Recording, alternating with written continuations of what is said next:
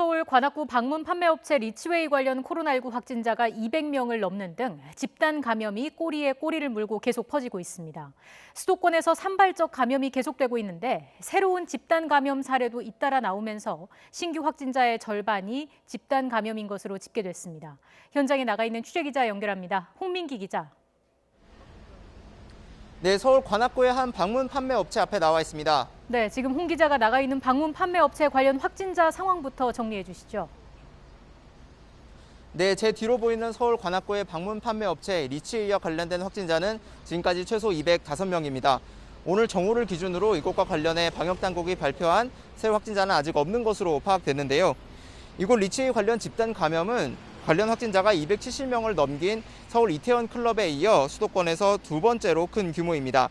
205명 가운데 리치웨이를 직접 방문해서 확진 판정을 받은 경우는 41명인데요. 나머지 160명 정도는 확진자의 동선과 겹치는 등 이른바 N차 감염된 접촉자들입니다. 이곳 방문 판매 업체에서 시작된 집단 감염 사례는 서울 구로구 중국 동포교회를 포함해 콜센터, 학원 등 최소 10곳에 달합니다. 어제 서울 강남구 역삼동에서도 소모임에서 집단 감염이 발생해 지금까지 7명이 확진됐습니다.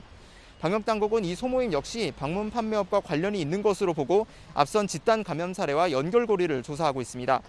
이곳뿐 아니라 기존 집단 감염이 일어났던 곳에서도 계속 확진자가 추가되고 있는데요. 대전시 서구 방문 판매업체와 관련된 확진자는 오늘 0시 기준으로 하루 만에 13명이 늘어 71명으로 늘었습니다.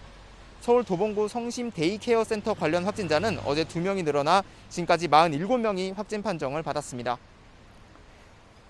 자, 그리고 기존 집단 감염지 외에 새로운 집단 감염 사례도 나타나고 있다고요.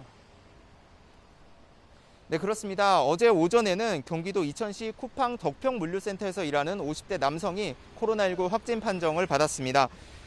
물류센터에서 물건을 포장하고 출고하는 업무를 맡았는데 22일부터 증상을 보여 24일 새벽 코로나19 검사를 받고 확진 판정을 받았습니다. 당시 같은 공간에서 일한 사람은 250명 정도로 이천시는 우선 이 남성과 밀접 접촉한 189명을 자가격리 조처했다고 밝혔습니다. 또 이 직원의 고등학교 1학년 아들도 감염된 것으로 확인됐는데요. 이에 따라 아들이 다니는 경기도 의정부시 호원고등학교는 오늘부터 전교생의 등교 수업을 잠정 중단하기로 했습니다.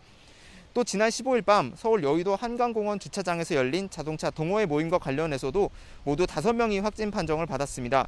이 모임, 처음엔 사방이 트인 야외에서 감염된 사례로 알려져서 어떻게 감염됐는지 의문이 되기도 했는데요. 방역당국은 야외 모임 이전에 식당이나 주점 같은 다중이용시설에서 다른 모임을 한 것이 확인됐다며 이곳에서 이미 감염이 일어난 것으로 보고 있습니다.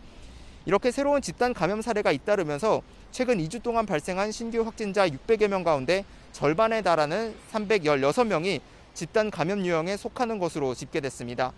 이에 따라 방역당국은 감염이 퍼지는 속도를 늦추기 위해 방역수칙을 준수하고 방역에 취약한 사각지대를 피하는 등 국민의 동참과 협조가 다시 한번 필요하다고 강조했습니다. 지금까지 서울 관악구 방문 판매업체 앞에서 YTN 홍민기입니다.